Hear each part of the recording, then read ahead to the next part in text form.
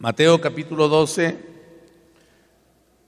versos 38 y 39. Gloria a Dios. Mateo 12, versos 38 y 39. ¿Estamos ahí, hermanitos amados? Dice la palabra del Señor.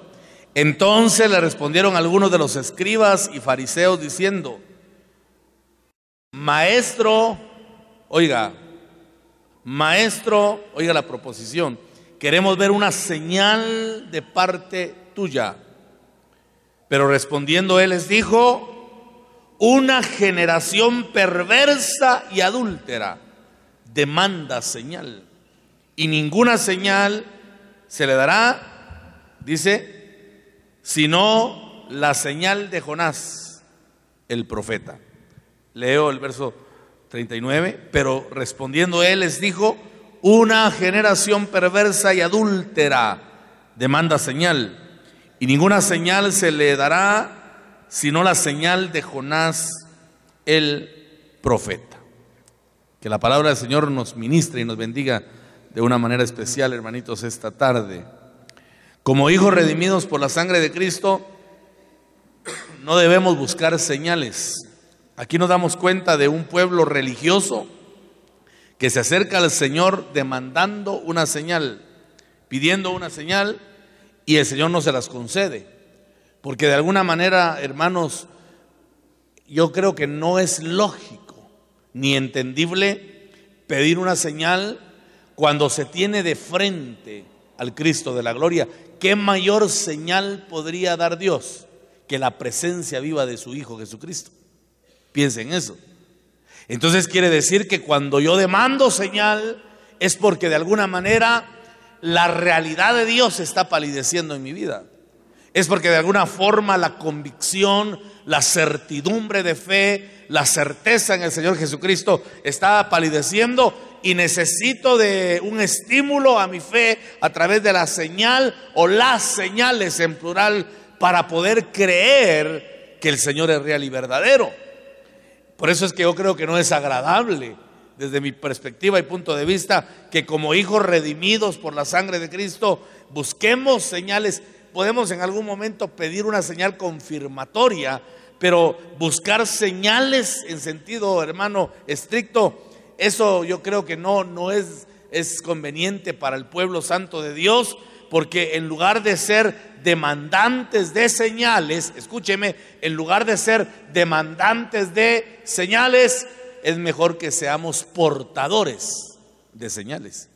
Que yo sea un portador de señales o de portentos de parte de Dios, para que Él pueda manifestar en nuestra vida ese poder, que alcance a algunos, que convierta a los que no conocen todavía al Señor, y que esas señales que Él puede darnos sean la confirmación, porque lo que hace la señal, hermanos, es que viene a confirmar la palabra y la fe puesta en el Señor Jesucristo. Cuando hablo de ser portadores de señales, me refiero, por ejemplo, al hecho de poner las manos sobre los enfermos y que estos sanen, de poder pedir al Señor una provisión sobrenatural y que Dios la envíe. Señales que de alguna forma exaltan, que honran y que muestran el poderío sobrenatural de nuestro Señor Jesucristo. Pero, hermano, acostumbrar el alma a seguir señales es peligroso, porque podemos caer en un evangelio de ilusionismo. Podemos caer en un evangelio que deslumbre por las señales y que perdamos de vista la mayor señal que el hombre ha recibido, que es la manifestación de nuestro Señor Jesucristo. Recuerde que Él es el misterio revelado, nuestro Señor Jesucristo, que apareció en carne para que los hombres pudieran ver la gloria del Señor y de alguna forma alcanzar el pasaporte que nos va a llevar de vuelta a la vida eterna. Pero veamos algunos detalles con relación a las señales. Juan capítulo 2, versos del 1 al 11, una porción un tanto larga. Dice: al tercer día se celebró una boda en Caná de Galilea, y estaba allí la madre de Jesús, y también Jesús fue invitado con sus discípulos a la boda. Cuando se acabó el vino, la madre de Jesús le dijo: no tienen vino. Y Jesús le dijo: mujer, ¿qué nos va a ti y a mí en esto? ¿Qué tenemos que ver? Porque no era el compromiso de ellos, eran invitados nada más. Y luego dice, todavía no ha llegado mi hora. Su madre dijo a los que servían, haced todo lo que Él os diga. No cabe duda, María movida en fe, ¿verdad? Y había ahí 6 tinajas de piedra puestas para ser usadas en el rito de la purificación de los judíos. En cada una cabían 2 o 3 cántaros. Y Jesús les dijo, llenad de agua las tinajas, y las llenaron hasta el borde. Entonces les dijo, sacad ahora un poco, llevadlo al maestresala, y se lo llevaron. Cuando el maestresala probó el agua convertida en vino, y como no sabía de dónde era, pero los que servían que habían sacado el agua lo sabían, el maestresala llamó al novio y le dijo, todo hombre sirve primero el vino bueno, y cuando ya han tomado bastante, entonces el inferior, pero tú has guardado hasta ahora el vino bueno. Este principio de sus señales hizo Jesús en Caná de Galilea y manifestó su gloria, y sus discípulos, ¿qué dice? Creyeron en Él. Entonces aquí hay una manifestación de una señal genuina de Jesús, de una señal auténtica. Y dice que en ese principio de señales en Caná de Galilea manifestó su gloria. O sea, ¿toda señal manifestará la gloria de Dios? La respuesta es no, pero hay señales que sí manifiestan la gloria de Dios, y la forma clara de evidenciar que es una señal que trae gloria es que los discípulos crean en el nombre de Jesús, que es nombre sobre todo nombre. ¿Por qué fue una señal en Caná de Galilea? Porque les demostró que lo que es imposible para los hombres es posible para Dios, que Dios puede, escúcheme bien, suplir las carencias humanas, suplir aquello que nos hace falta, suplir aquello que se termina. Si en algún momento de la vida, por ejemplo, se nos acaba el amor en el matrimonio, o se nos acaba el amor al prójimo, o se nos acaba la paz, o se nos acaba la seguridad, la confianza, tenemos que saber que hay una señal sobrenatural que manifiesta gloria, en la cual Dios puede devolver aquello que hemos perdido, aquello que se ha terminado. ¿Cuántos, hermano, de repente esta tarde, cuántos acá estaremos que está ya pendiendo de un hilo nada más la fe? ¿O pendiendo de un hilo la confianza? ¿O pendiendo de un hilo, no sé, nuestra devoción? Le decía anoche a los hermanos del grupo, de servidores del grupo A, una noche muy, muy linda, por cierto, muy especial. Salimos llenos del Espíritu y llenos, hermanos, de comida también, ¿verdad? Gloria a Dios. Les decía a ellos que hay que reconocer, el Salmo 100 dice, reconoced que Jehová es Dios. Él nos hizo y no nosotros a nosotros mismos. Pueblo suyo somos y ovejas de su prado. Reconocimiento, da la impresión que estuviera de más eso, pero no está de más, porque en algún momento se puede perder la credibilidad en el Dios poderoso, podemos perder la certidumbre de que Él es Dios. Y las pautas que da el Salmo 100, si no recuerdo mal, es que cantemos a Dios con alegría, los habitantes de toda la tierra. Cuando usted canta con alegría, usted está reconociendo que Jehová es Dios. ¿Cuántos cantaron esta tarde con alegría al Señor? Amén. Y ahí tiene usted un argumento para mostrarle a aquella gente rara que dice, es que el evangelio es un evangelio de orden, dice. ¿Qué pensarán esos gritones de las iglesias, esos coyotes que se ponen a gritar? Léale el Salmo 100, cantad alegres a Jehová, habitantes de toda la tierra. Esa no es una sugerencia, esa es una orden, hermano, para toda la creación, porque todo el que reconoce que tiene creador, tiene que exaltar el nombre del Dios grande y poderoso que está en los cielos, y hacerlo con alegría, porque nuestro Dios es un Dios alegre, aleluya. Dele fuerte las palmas al Señor. Reconocimiento. Pero ¿cuántos, hermanos, estarán perdiendo el reconocimiento de Dios?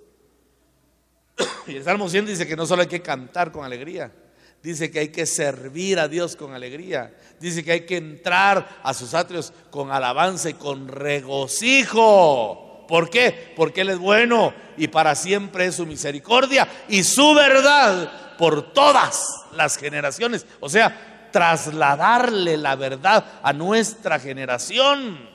Mira, hermano, en mi opinión la forma más efectiva, o la condición quizás es el término que debo usar, la condición más efectiva para que yo pueda trasladarle mi convicción de que Dios es un Dios de verdad a mi generación, es que yo nunca deje de creer. Amén. Que yo nunca deje de creer. Porque si en algún momento yo dejo de creer, ¿qué puedo esperar de mis hijos? ¿En qué van a creer ellos si yo ya no creo en nada? Pero si yo mantengo mi fe, si yo mantengo mi confianza, si yo sostengo, hermano, que mi Dios es un Dios todopoderoso y mis hijos aprenden, yo tengo garantizada que la generación que viene va a ser una generación que va a creer que Jesucristo es la verdad.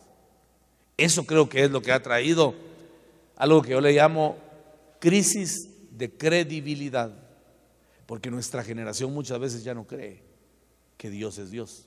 ¿Por qué? Porque nosotros no creemos. Recuerda que en ocasiones le he puesto un ejemplo y le he dicho que tengamos cuidado de no asesinar a nuestra generación. ¿Recuerdan eso? Y he enseñado que la forma de asesinar a nuestra generación es asesinando primero al liderazgo. ¿Me doy a entender? Imagine usted que en el hogar se hable mal del pastor, cosa que no ocurre, por eso pongo el ejemplo. Que se hable mal del coordinador de diaconado, que se hable mal del coordinador de jóvenes, de niños, y que los hijos estén escuchando. ¿Qué podemos esperar nosotros, hermano?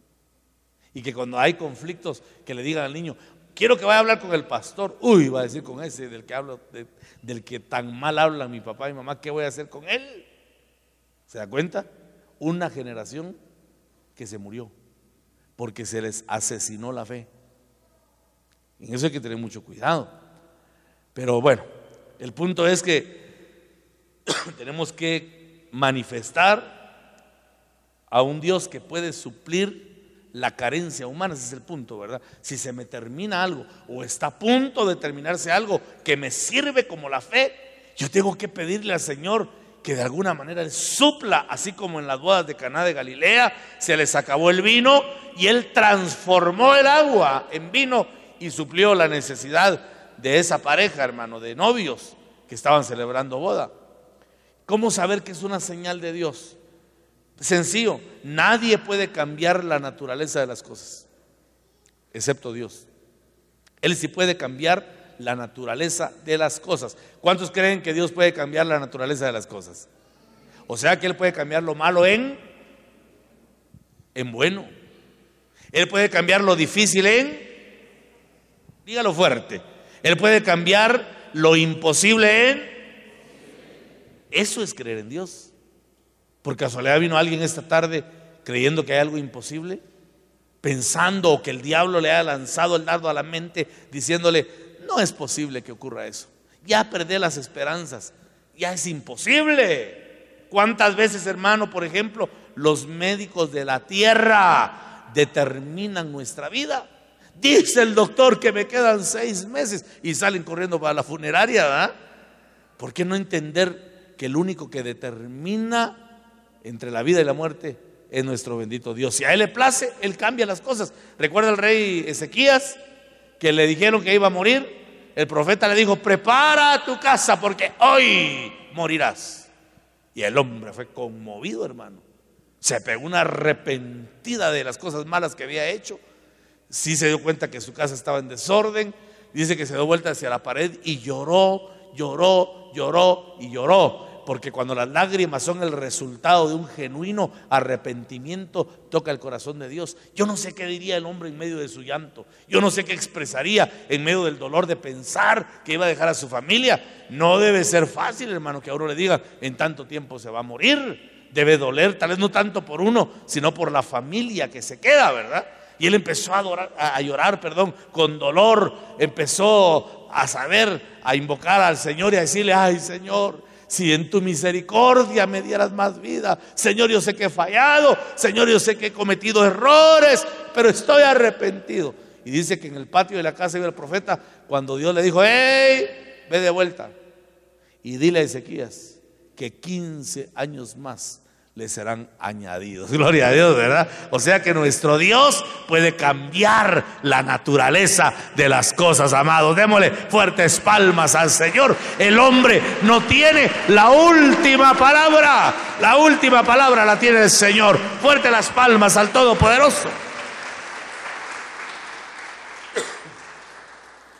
Nadie puede cambiar la naturaleza de las cosas. Por eso es que Satanás sabía que Jesús era Dios y le dijo: tú eres Dios. En el original no es una pregunta, ya le expliqué eso, ¿verdad?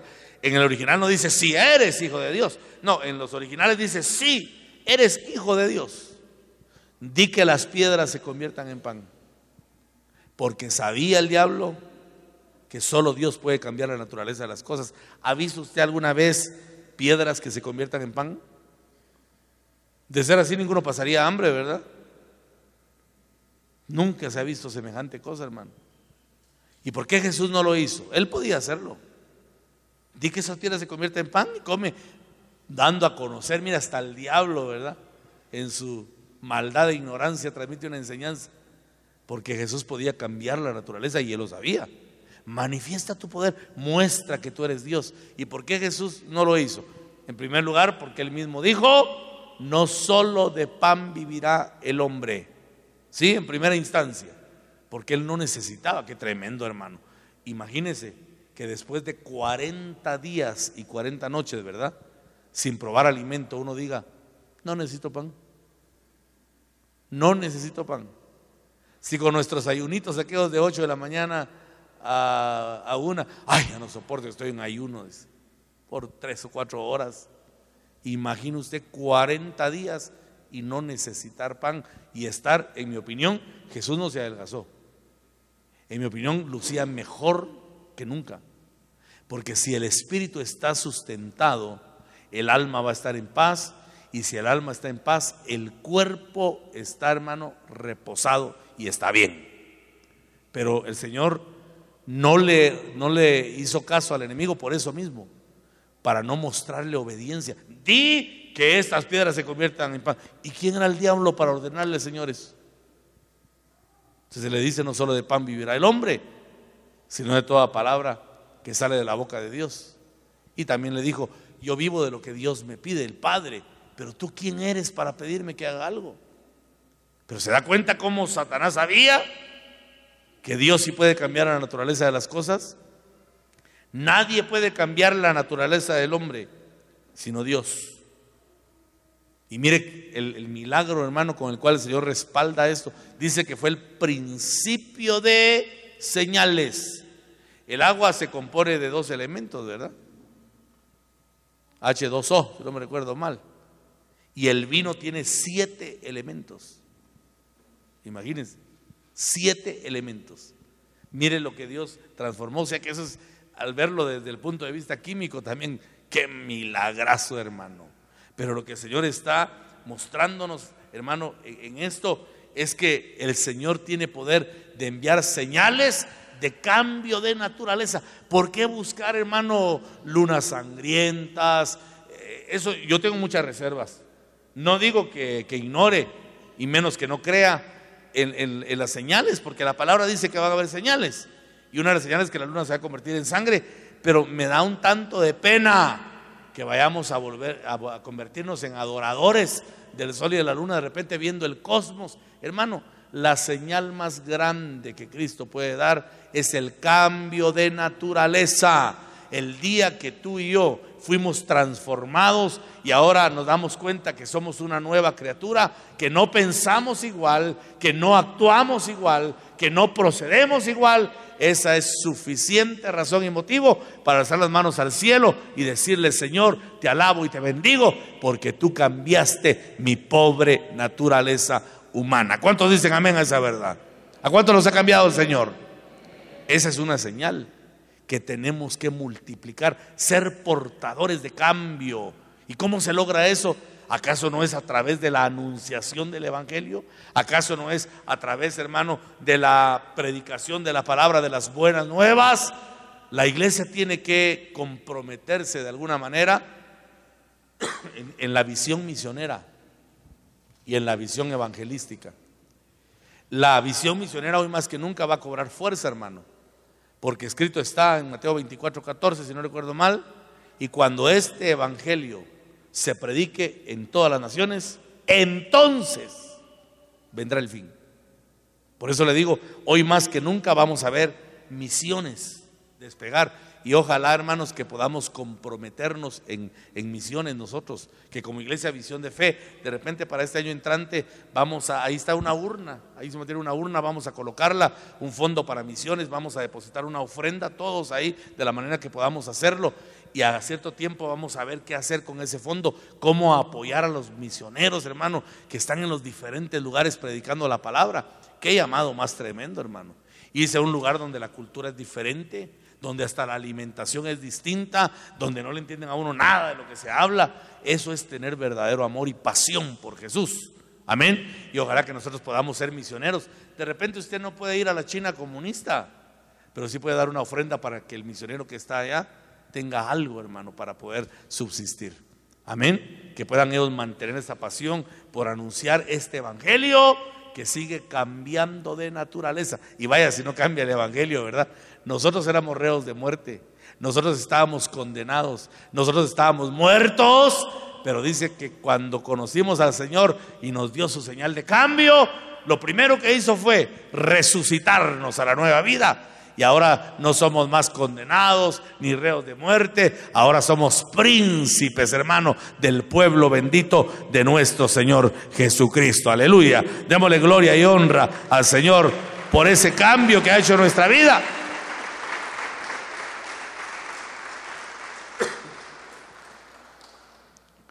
Evangelio de Juan, capítulo 4.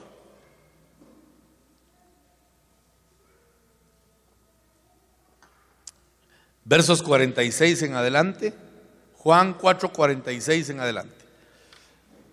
Entonces vino otra vez a Caná de Galilea, donde había convertido el agua en vino. La señal, ¿verdad? Y había allí cierto oficial del rey, cuyo hijo estaba enfermo en Capernaum. Cuando él oyó que Jesús había venido de Judea a Galilea, fue a su encuentro y le suplicaba que bajara y sanara a su hijo, porque estaba al borde de la muerte. Imagínense cómo clama alguien por un familiar que está al borde de la muerte. Tremendo. Jesús entonces le dijo: si no veis señales y prodigios, ¿no creeréis? El oficial del rey le dijo: Señor, baja antes de que mi hijo muera. Jesús le dijo: vete, tu hijo vive. Y el hombre creyó la palabra que Jesús le dijo y se fue. Y mientras bajaba, sus siervos le salieron al encuentro y le dijeron que su hijo vivía. Entonces les preguntó a qué hora había empezado a mejorar. Y le respondieron: ayer a la hora 7:00 se le quitó la fiebre. El padre entonces se dio cuenta que fue a la hora en que Jesús le dijo: tu hijo vive. Y creyó él y toda su casa. Segunda señal, la señal de creer sin ver. Ellos habían visto, dice la palabra, o habían escuchado por la proximidad al milagro de Caná de Galilea. Eso se había corrido, hermano, y había sido notorio por todos el poder de cambio y de transformación en Jesús. Entonces viene un hombre importante, un hombre con un hijo enfermo, un oficial del rey, dice, no era cualquier cosa, ¿verdad? Un oficial del rey, y le dice: mi hijo está a punto de morir, haz algo por él. Y viene el Señor y le dice: si no veis señales y prodigios, no creeréis. Y el Señor le dio una palabra, nada más, una palabra. Y ellos necesitaban creer esa palabra sin ver una señal. O sea que a veces se necesita ver señales y a veces se necesita solo creer una palabra. Nosotros pensamos erróneamente, bueno, es mi manera particular de creer, ¿verdad? Esto puede ser cuestionable, Pero yo sí creo con todo mi corazón que donde más señales hay es donde menos fe existe. Ay, vamos a tal iglesia, dice que ahí se están levantando los paralíticos, hasta resucitó un muerto, vamos.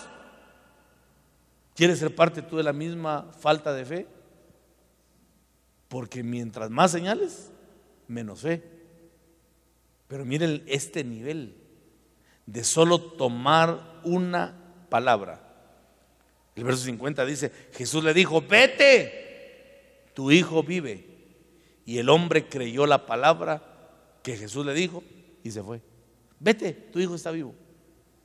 Pero no vas a ir a orar por él. No, él no preguntó nada. No vas a enviar por lo menos a uno de los discípulos que lleve un paño ungido y que lo ponga sobre su cuerpo, o que derrame aceite sobre él. No preguntó nada. Le dijo, vete, tu hijo vive. Y creyó. Gracias, Señor. Esa palabra quería escuchar. Gracias. Y se fue. Y en el camino le confirman el milagro, el poder de Dios, el poder que comporta la palabra. Porque miren, amados hermanos, la mayor tristeza que puede haber es ya no creer la palabra que Dios da. Eso es tristeza, ¿verdad? No creer la palabra que Dios da. Amén. Ahora mire, hermano, pongámonos a meditar por favor un momento. ¿Cuántas veces hemos oído palabra de Dios y no la creemos? Amén. ¿Cuántas veces hemos escuchado palabra del Señor y no la ponemos por obra? Ayer decía una hermanita en el grupo y decía bien, hermana, qué linda la palabra, pero lo más importante, dijo ella, es que la pongamos por obra. Y oiga, amén, es cierto. ¿De qué sirve la belleza de la exposición de una palabra si no la ponemos por obra, hermanitos? Cuando el Señor envía su palabra, Él la envía responsablemente. ¿Sabían ustedes? Cuando Dios envía la palabra, Él la envía responsablemente, porque Él se compromete que si nosotros creemos la palabra, Él obra y provoca aquello por lo cual envió su bendita palabra. ¿Me dio a entender en eso? Si Él, por ejemplo, nos dice hoy, no temas, dice el Señor, yo estoy contigo, yo voy a proveer, y alguno viene sin provisión, Señor, yo tomo la palabra, me aferro a ella, porque tú no eres hombre para mentir. Ya la hizo, hermano. A la vuelta de la esquina va a aparecer su provisión. Pero si no termina el culto, ay Dios mío, terminó el culto, y ahora ¿qué voy a comer? ¿Y qué hiciste con la palabra entonces que Dios te dio? ¿O necesitas una señal? Ay, ¿qué voy a comer? Y aparece una persona, mire si tiene que nosotros traerles, ay, gracias Señor, qué pobre tu fe. Y no es confirmación, sí confirmación, porque no tienes fe. Bienaventurados los que sin ver creyeron. ¿Creer qué? La palabra del Señor. Si creemos la palabra hace cosas sobrenaturales en nuestra vida, hermanos. ¿Cuántos dicen amén a esa verdad? Pero tenemos que creer de todo corazón. A Tomás, en Juan 20, ¿verdad? Capítulo 20, le dijo el Señor a Tomás, porque me has visto, Tomás, ¿creíste? Bienaventurados los que no vieron y creyeron. ¿Y sabía usted que dentro de esos bienaventurados estamos nosotros? ¿Sabía usted eso? Oiga lo que dijo Jesús. Porque me has visto, Tomás, ¿creíste? Bienaventurados los que no vieron y creyeron. Tomás vio a Jesús, lo escuchó enseñar, lo vio morir, lo vio quizá de lejos, pero lo vio en la cruz y lo vio resucitado y ni así creía. En cambio nosotros nunca vimos, hermanos, la fisonomía de nuestro Señor, ¿verdad? Ni tuvimos el privilegio de oír su voz, la tonalidad de su voz, pero creímos a la palabra. Entonces Jesús dejó un decreto que usted y yo que creímos sin ver, somos 3 veces dichosos. Bienaventurados porque sin ver hemos creído. Gloria al Señor. Reciba esa bienaventuranza, hermano, y que el Espíritu Santo trabaje de una manera efectiva y poderosa en nuestra vida. Juan capítulo 5. Juan capítulo número 5.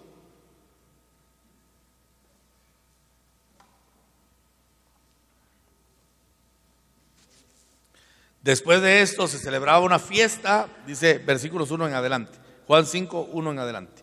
Después de esto se celebraba una fiesta de los judíos y Jesús subió a Jerusalén. Y hay en Jerusalén, junto a la puerta de las ovejas, un estanque que en hebreo se llama Betesda y que tiene 5 pórticos. En estos yacía una multitud. ¿Cuántos dice que había ahí, hermano? No sé cuántos serían, pero miles, ¿verdad? De enfermos, ciegos, cojos y paralíticos que esperaban el movimiento del agua. Porque un ángel del Señor descendía de vez en cuando al estanque y agitaba el agua. Y el primero que descendía al estanque, después del movimiento del agua, quedaba curado de cualquier enfermedad que tuviera. Y estaba ahí un hombre que hacía 38 años que estaba enfermo. Cuando Jesús lo vio acostado allí y supo que ya llevaba mucho tiempo en aquella condición, le dijo: ¿quieres ser sano? Qué pregunta, ¿verdad? Para algunos podrá parecer una pregunta absurda, pero yo creo que no es absurda. ¿Quieres ser sano? El enfermo le respondió: Señor, no tengo a nadie que me meta en el estanque cuando el agua es agitada, y mientras yo llego, otro baja antes que yo. Jesús le dijo: levántate, toma tu camilla y anda. Y al instante el hombre quedó sano y tomó su camilla y echó a andar. Y aquel día era día de reposo. Aquí hay otra situación tremenda, hermano. Cuando se busca o se demanda señal, de repente podemos resultar buscando en lugares que no tienen su mirada puesta en Jesús. Multitud de enfermos en Betesda, habiendo oído que Jesús había sanado enfermos, que había levantado paralíticos, que le había devuelto la vista a los ciegos, que había sanado leprosos. ¿Qué hacían esos enfermos metidos en Betesda? Dice que tenía 5 puertas. Mire qué interesante esto. 5 puertas. De alguna manera yo lo relacioné y me pongo a pensar, hermano, que puede también de alguna forma caerse en el pecado de presentar una imagen que pretenda parangonarse o ponerse a la par de Jesús. Porque cabal o casualmente 5 son los ministerios. Pero yo de repente puedo poner mucho mi fe en un ministro, en un hombre. Y eso ya es apartar, en mi opinión, la mirada del Señor. Él es Dios. Los ministros solo somos siervos del Señor y nada más. Pero no podemos, hermano, caer en el principio de idolatría de pretender que un hombre, aunque un hombre sí puede ser portador de la gloria de Dios, yo lo entiendo, pero no buscar desmedidamente, es la palabra exacta, no buscar desmedidamente la imagen humana, porque eso puede ser ofensivo delante del Señor. Imagínense a este hombre que tenía ya muchos años, mucho tiempo en aquella condición, dice, estaba enfermo, y aparece Jesús y le dice: ¿quieres ser sano? Era obvio, ¿verdad? De cualquiera dirá, por eso estaba ahí. Pero fíjense, hermano, que no. Hay personas que se reservan su derecho, ¿verdad? Mire cuánta gente, por ejemplo, anda en pecado y conocen de la palabra de Dios. Saben que el pecado Dios lo aborrece. ¿Cuántos dicen amén? Pero están en pecado esas personas. Y saben que el Señor tiene la cura para quitar la enfermedad y no la buscan. Siguen en pecado. Entonces, si Jesús apareciera, bien puede decirle: ¿quiere ser sano? Porque de repente no quiere, hermano, y quiere mantenerse en su pecado. Amén. Como aquella ancianita que comentan que llegó el pastor a orar por ella y le dijo: reprendo todo espíritu de enfermedad. Amén, Señor, amén. Envía, Padre, tu provisión para ella. Sí, Señor, por favor. Y que se vaya todo espíritu de sueño. Ah, no, ese sí no, pastor. Ese sí no, le dijo. Tan rico dormir en el culto. Si hay gente que no quiere ser sana, ¿verdad? Entonces parece que fuera absurda la pregunta, pero no es. ¿Quieres ser sano? Y responde el hombre: no tengo a nadie que me meta en el estanque. Qué triste tener de frente al sanador y no verlo, hermano. Y tener que buscar hombres, movimientos, ¿qué más? Paños ungidos, astillas de la cruz traídas de Jerusalén, teniendo a Cristo. Es que mire, hermano, esto parece risible, pero aquel que se vuelve buscador de señales puede terminar así, volviéndose místico barato. Así le llamo yo a eso, místico barato. Yendo a lugares donde cobran primero por orar, ¿verdad? Quiero hacer una oración. ¿Qué necesita? Pues que mi mamá está enferma de sus pulmones. Ah, vaya, es una ofrenda de 200 quetzales. Yo también necesito oración por mi padre que tiene cáncer. Entonces son 1000 quetzales. Según la enfermedad, así el cobro. Y gente que da, hermanos, que a veces, como la gente no cree en la verdad, resultan en la mentira, ¿verdad? Y dan su ofrenda. Va, aquí está, mire, su aceitillo. Y no pasa, al final no pasa nada. Pero se puede terminar así, por perder de vista quién es verdaderamente el sanador. El Señor, cuando quiere sanar, Él sana de inmediato. Y cuando no quiere sanar un cuerpo, tampoco lo sana. Al fin y al cabo, que Dios es soberano. Es que Él no está obligado a sanar a nadie, hermano. Yo conozco siervos del Señor, grandes siervos que han enfermado y se han muerto. Muy a pesar de que fueron grandes hombres de Dios, Dios no quiso sanarlos. Tal vez le era más placentero al Señor y al siervo estar allá, ¿verdad?, que acá, y se lo llevó. Pero se puede caer en ese peligro cuando somos buscadores de señales. Mejor pidámosle al Señor ser portadores de señales. El evangelio de transformación, el evangelio de palabra ungida que decreta de parte de Dios, que decreta de parte del Señor, porque un decreto es léase y cúmplase, no tiene vuelta de hoja, ¿verdad? Es palabra con autoridad, no palabras vacías, palabras como la del profeta Samuel, que dice en la escritura que Dios no permitió que ni una de sus palabras cayeran a tierra sin tener cumplimiento.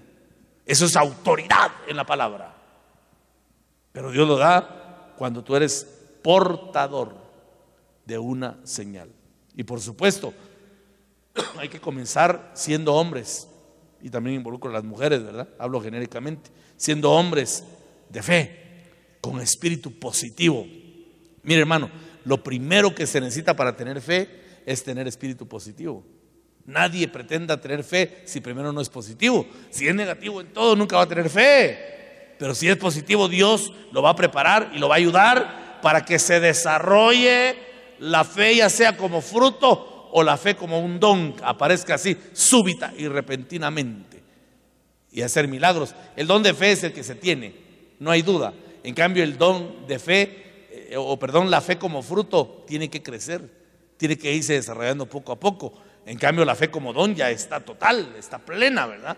Y es una fe que obra milagros portentosos. Lea conmigo el capítulo 6 de Juan,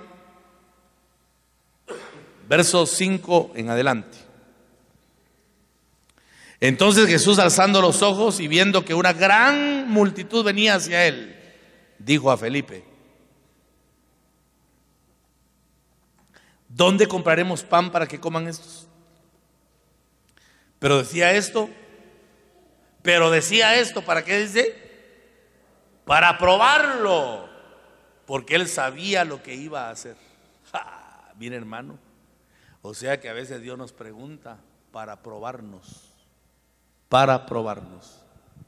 Hagamos tal actividad, hagamos esto. ¿Y de dónde va a salir el dinero? Dios está probando, al igual que Felipe. Felipe le respondió: 200 denarios de pan no les bastarán para que cada uno reciba un pedazo, un mendrugo. Uno de sus discípulos, Andrés, hermano de Simón Pedro, dijo a Jesús: aquí hay un muchacho que tiene 5 panes de cebada y 2 pescados. ¿Pero qué es esto para tantos? Jesús dijo: haced que la gente se recueste. y había mucha hierba en aquel lugar. Así que los hombres se recostaron en número de unos 5,000. Entonces Jesús tomó los panes y habiendo dado gracias los repartió a los que estaban recostados, y lo mismo hizo con los pescados, dándoles todo lo que querían. Cuando se saciaron, dijo a sus discípulos: recoged los pedazos que sobran para que no se pierda nada. Los recogieron pues y llenaron 12 cestas con los pedazos de los 5 panes de cebada que sobraron a los que habían comido. La gente entonces, al ver la señal que Jesús había hecho, decía: verdaderamente este es el profeta que había de venir al mundo.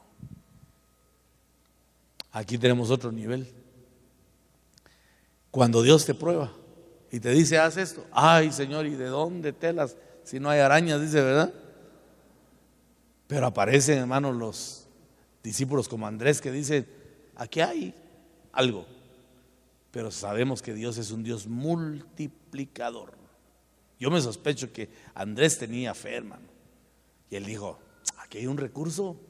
Yo sé que esto es nada, pero en las manos del maestro esto es mucho, porque Él es Dios multiplicador. Mire la fe. En eso, hermano, sí ha patinado mucho la gente. Colaboración, ay, Dios mío, yo tengo mi presupuesto, cabal, desgracia de fe la tuya. Yo tengo mi presupuesto hecho, no puedo extralimitarme. Ay, Dios mío, tú no conoces la sobrenaturalidad del evangelio. Entonces, hermanito amado, eres falto de fe, porque no se puede pensar en el Dios multiplicador de recursos y despojarse creyendo que Dios puede multiplicar. Dios necesita, dicen algunos por ahí, yo estoy de acuerdo en eso, Dios necesita una base. Bueno, no necesita una base, Dios de la nada lo hace todo, pero en ocasiones a nosotros sí nos pide una base para manifestar su poder eterno y que podamos ver su gloria. 5 panes y 2 pescados para 5,000 personas, hermano. Excepto que se hubiera hecho así, ¿verdad? Polvo y una migaja para cada uno. Pero Dios dice que en las manos de los discípulos se multiplicaba el pan. ¡Ja! ¡Qué milagro ese, hermano! En el cesto se multiplicaba. Y al final comieron los 5,000. ¿Y cuántas canastas sobraron? No digo, ¿cuántas canastas sobraron?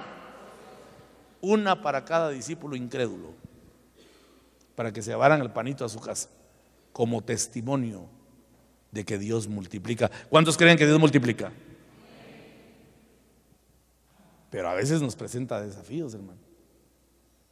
Ay, no, tanto dinero no alcanzaría para esto. Él ya sabe qué va a hacer. Lo que Él espera es un hombre de fe que diga: amén, Señor. Hagamos lo que tú quieres. Pero nuestra fe es probada.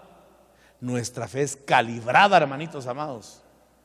Y ojalá que el Señor nos encuentre, ¿cómo llamarle?, solventes en ese sentido. Porque Dios no pierde nada y nosotros sí perdemos mucho. Pero si aprendemos a ser positivos, vamos a ver la gloria de Dios. ¿Cuántos dicen amén? Pero mi confianza estaba puesta en Jesús. Yo le creí a Él. Le dije: Señor, tu palabra dice que si creo, yo no quedo avergonzado. Y no quedamos avergonzados, porque Dios cumplió su promesa y su propósito en este lugar.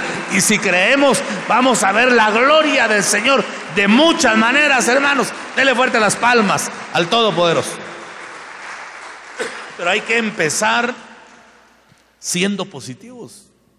Siendo positivos. Y entonces vamos a ver cosas que ojo no ha visto, que oído no ha escuchado jamás, y no han subido a corazón de hombre, porque vamos a poner nuestra confianza en el Dios que todo lo puede. Pero Él espera una actitud positiva. ¿Qué espera Dios? Una actitud. Amén. Juan capítulo 9.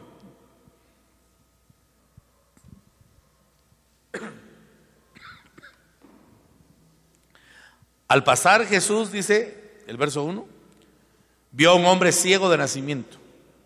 Y sus discípulos le preguntaron diciendo: Rabí, ¿quién pecó, este o sus padres, para que naciera ciego? Jesús respondió: ni este pecó ni sus padres, sino que está ciego para que las obras de Dios se manifiesten en él. ¿Sabe usted que hay enfermedades para que las obras de Dios se manifiesten? Nosotros debemos hacer las obras del que me envió mientras es de día. La noche viene cuando nadie puede trabajar. Mientras estoy en el mundo, yo soy la luz del mundo. Habiendo dicho esto, escupió en tierra e hizo barro con la saliva y le untó el barro en los ojos. Y le dijo: ve y lávate en el estanque de Siloé, que quiere decir enviado. Él fue pues y se lavó y regresó viendo. Qué milagro, ¿eh? Señor, ¿pecó este o sus padres para que naciera ciego? No, ni él ni sus padres. ¿Y entonces por qué está ciego? Para que la gloria de Dios se manifieste en él. Dios quiere manifestar su gloria y enseñar que él puede crear y devolver la vista. Bueno, en este caso no era devolver la vista, crear la vista, porque era ciego de nacimiento. Y escupió en tierra, hizo barro. Y cuando dice que escupió, no crea usted las enseñanzas que pululan ahí de algunos, ¿verdad? Que tratan de, ¿cómo llamarle a esto? De denigrar la imagen de Jesús a un humano común como nosotros. No, la saliva de Jesús. Mire, en el cuerpo humano los fluidos están estrechamente relacionados con la sangre. La sangre de Jesús no era igual a la nuestra, hermanos. Eso téngalo usted presente. La sangre de Jesús no era H2O. ¿Qué tipo sería? Eso pregúnteselo al Padre cuando esté en la eternidad, ¿verdad? Pero dice en Hebreos: Padre, apropiame cuerpo. En otra versión dice: Padre, apropiame sangre. Entonces los fluidos del cuerpo de Jesús no eran, hermano, como los de un hombre común. Cuando él dice que escupió esa saliva, era santa. Era santa. Era algo especial, hermano, era el cuerpo de Jesús. Yo no puedo ver algo ahí que se denigre a una enseñanza humana, ¿verdad? Porque eso está fuera de lugar. Él hizo barro y lo colocó en los ojos, porque del barro formaron al hombre y le creó ojos al ciego. Mire qué milagro. Esa señal, hermano, es sorprendente. Pero muy a pesar de las señales, hay gente que aún no cree. Porque después cuando, no recuerdo si era este ciego o era otro, me perdona si me confundo, pero después lo encontraron los fariseos. ¿Y qué pasó con vos? ¿No eras el ciego? Sí, era ciego. ¿Y puedes ver? Sí. ¿Qué hay acá? Y él escribía todo. Sí, puede ver. Ese hombre que te hizo el milagro, ese no es bueno, vos. Pues yo no sé si sea bueno o malo, dijo. Lo único que sé es que yo antes era ciego y ahora veo. Qué respuesta, ¿verdad? Ese ciego sí les abofeteó el rostro a los fariseos. Ese hombre es malo. Yo no sé si es bueno o malo. Lo único que sé es que yo antes era ciego y ahora veo. Transformación. Ese es el poder de la señal creativa. Dios de la nada lo hace todo. Ese ciego nunca había tenido vista y Dios se la puso en el momento. ¿Habrán cosas que Dios puede hacer en un instante para salvar a un hijo? Claro que sí. ¿Cuántos testimonios hay de gente que estuvo al borde de la muerte cuando apareció repentina y súbitamente algo que le salvó la vida? Ese es el poder de Dios, creando en el momento de acuerdo a la necesidad. Es que, hermanitos amados, nuestro Dios es grande de verdad. ¿Cuántos dicen amén? Él es grande, inmensamente grande, y Él puede crear instantáneamente lo que tú necesitas si tan solo crees y confías en que Él puede hacerlo. ¿Cuántos creen que Dios puede hacer o producir todo lo que necesitamos? Amén. Él puede hacerlo, pero tenemos que alcanzar niveles de fe, hermano, en los que tenemos que creer, no para buscar, porque este es el énfasis, no me he perdido de la enseñanza, no para buscar señales, sino para primeramente Dios ser portador de señales. Que Dios te use a ti, que Dios me use a mí para ser portador de una señal. Cuando veas un enfermo, no llames al pastor o a los ancianos. Ora tú por él. Porque si eres discípulo, tienes el poder de Dios. Amén. Si hay una necesidad espiritual, súplela. Porque tú eres también hijo de Dios, instrumento de Dios en las manos del Todopoderoso. Lo único que necesitas es creer. Entonces vas a ser no un buscador de señales, sino un portador, porque has creído en la palabra que el Señor te ha dado. Amén, hermanitos amados. ¿Qué tal si le pedimos esta tarde al Señor que nos auxilie por su Espíritu? Que nos ayude a ser de los que creen sin ver, para que entonces podamos manifestar la gloria a todos los que necesitan de esa ministración. Póngase de pie y pidamos al Señor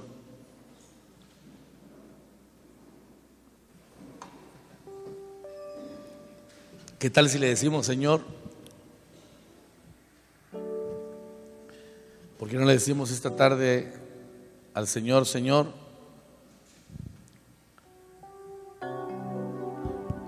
como dijo alguien muy acertadamente, no le digamos, Señor, dame más fe. No le digas, Señor, yo quiero tener más fe. Mejor dile, Señor, yo quiero tener menos incredulidad. Porque fe todos tenemos.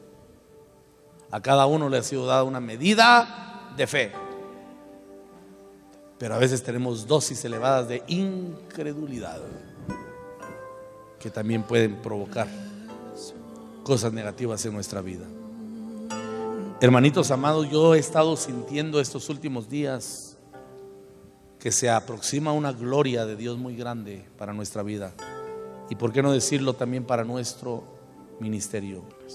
No hay imposibles para Dios, pero tenemos que aprender a creer, hermanitos amados. Espíritu Santo, ven esta tarde sobre tu pueblo. Espíritu de Dios, ministra hoy tu palabra. Que no sea un tiempo perdido, Padre. Que la palabra ministre el corazón de este pueblo. Yo sé que vienen tiempos de gloria. Tu Espíritu, Señor, se ha movido sobrenaturalmente. Y aunque el enemigo se ha levantado como una correntada fuerte, tu Espíritu Santo ha levantado banderas para resguardar, Señor, a tu pueblo santo. Hoy, Señor amado, te pedimos que trabajes nuestro espíritu y que podamos creer tu palabra, Señor amado. Dios ha preparado cosas inimaginables, pero hay que creer. ¿Qué cosas hay que tú anhelas? ¿Qué cosas hay, hermanito amado, que tú necesitas y que tú piensas que nunca van a ser alcanzadas? ¿Qué tal si esta tarde probamos a Dios y le decimos, Señor, yo creo tu palabra, y aquello que he creído imposible toda mi vida, hoy confieso que es posible? ¿Qué tal si pides por ese familiar que tú has pensado que nunca va a aceptar a Cristo? Prueba hoy. Dile, Señor, pongo a mi familia, a mi familiar fulano de tal, creyendo que tú lo vas a alcanzar. Y si crees, te vas a dar cuenta que Dios es poderoso. Si has estado orando por una casa, pero dices, ay Dios, yo apenas tengo para comer, ¿crees tú que Dios no puede proveerte una casa? Hay hermanos que este 31 van a testificar que ni en sus planes estaba tener casa propia y la tienen. ¿Qué habrá imposible para Dios? Padre, aumenta nuestra fe. Oh, aumenta nuestra fe. Padre, queremos ver tu gloria en ministerios evangelísticos, visión de fe. Padre, yo deseo ver tu gloria todo es posible. Padre, yo deseo ver tu poder. Por favor, Señor amado, que las cosas que creíamos imposibles esta tarde se hagan posibles. Que aquello que pensábamos que era inalcanzable, tu palabra nos muestra que es alcanzable. Hoy, Señor, yo declaro que conocemos a un Dios todopoderoso, para quien no existe nada imposible. Señor, declaro una bendición sobre este pueblo. Te bendigo en el nombre de Jesús. Te cubro con la sangre del Cordero. Declaro la presencia del Dios poderoso en tu vida. En el nombre de Jesús.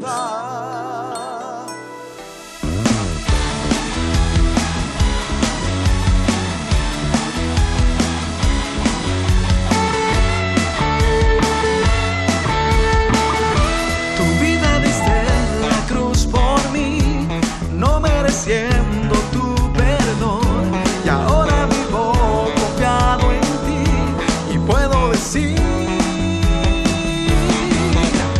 en tus manos encuentro salvación, en tus manos encuentro tu perdón, en tus manos encuentro provisión, en tus manos confiado estoy.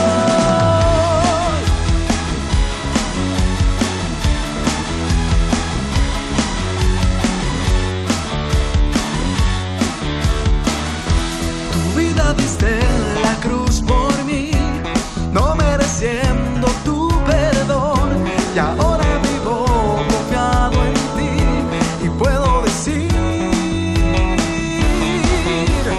en tus manos encuentro salvación, en tus manos encuentro tu perdón, en tus manos encuentro provisión, en tus manos confiado estoy, porque en ti estoy seguro, nada me falta, nada me hará desmayar en ti. Estoy seguro, nada me falta, nada me hará desmayar en ti. Estoy seguro, nada me falta, nada me hará